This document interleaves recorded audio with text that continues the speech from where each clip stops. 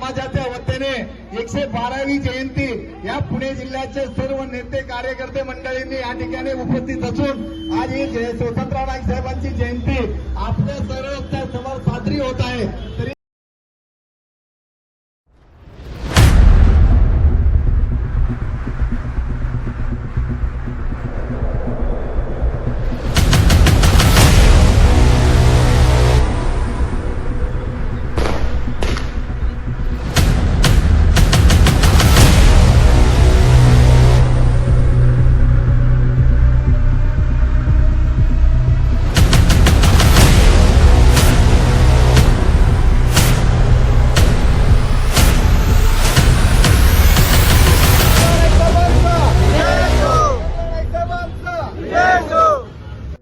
Shane જય સેવાલાલ मैं गौरमाटी rider तुम्हारा स्वागत करूँ છું एक नवीन वीडियो में.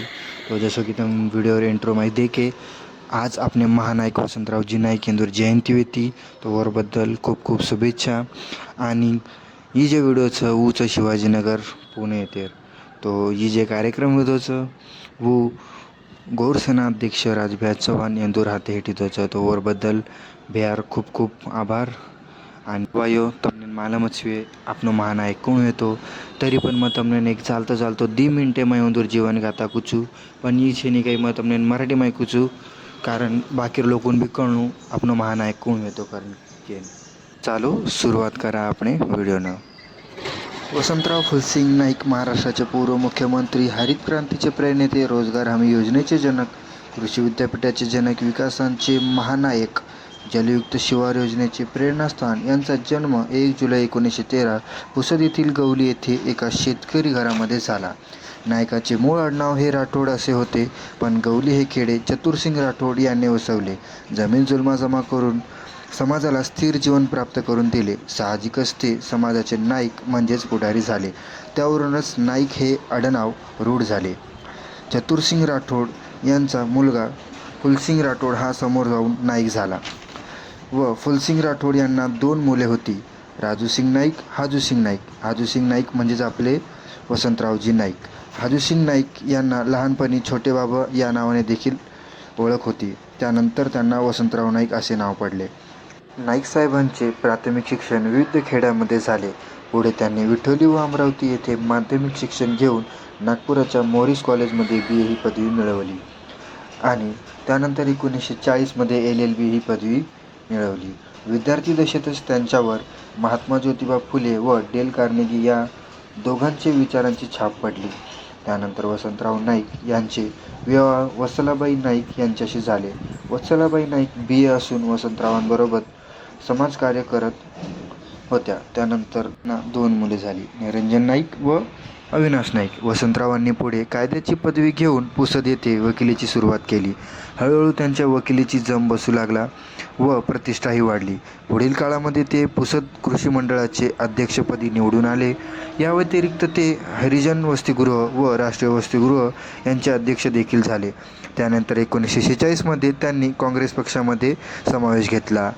मध्य प्रदेश राज्याच्या मध्यवर्ती सहकारी बँकेच्या संचालकपदी त्यांची 1951 ते 1952 या काळात निवृत्ती झाली. ते पुसद महानगरपालिकेचे नगराध्यक्ष म्हणून निवडून देखील आले.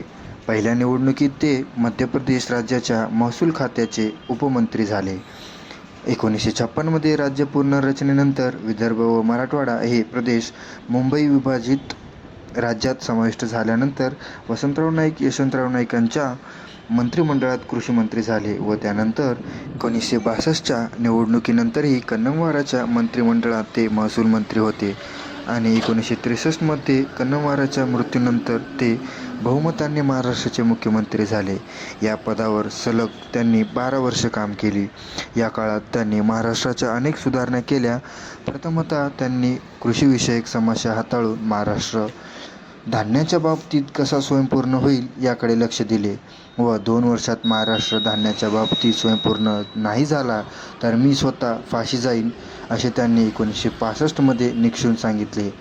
त्यांचा प्रशासकीय दृष्टिकोन अतिशय व्यावहारिक असे. समस्या विचारविनिमय करून तडजोडीच्या धोरणाने सोडवित असत.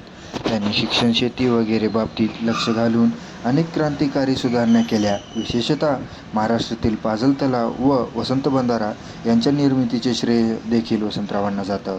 20 फेब्रुवारी 1975 रोजी शंकरराव चव्हाण महाराष्ट्राचे मुख्यमंत्री झाले.